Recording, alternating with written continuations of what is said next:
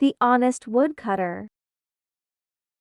Once upon a time, in a small village, there lived a poor but honest woodcutter named Sam. Every day, Sam would go to the forest to chop wood and sell it in the market. He was known for his honesty and hard work. One day, while chopping wood near a river, Sam's axe slipped from his hands and fell into the deep water. He was devastated as it was his only axe, and he couldn't afford a new one. Sam sat by the river and prayed for help.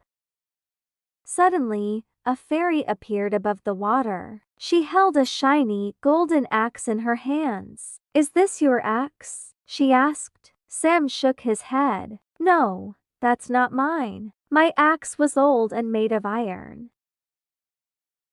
The fairy smiled and disappeared into the water again, returning with a silver axe. "Is this your axe?" she asked. Again, Sam shook his head. "No, that's not my axe either."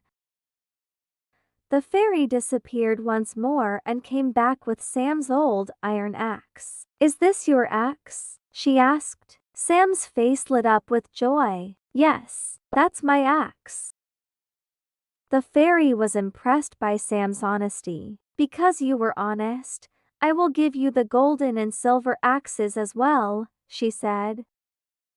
Sam thanked the fairy and went home with all 3 axes. He sold the golden and silver axes, which provided enough money for his family to live comfortably. Sam continued to work hard and remained honest, gaining the respect and admiration of everyone in the village.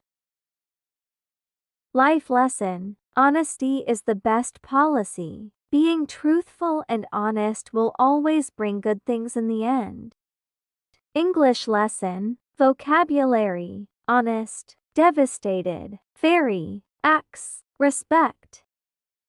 Grammar: past tense verbs: lived, chopped, asked, shook, disappeared, returned, gave, continued.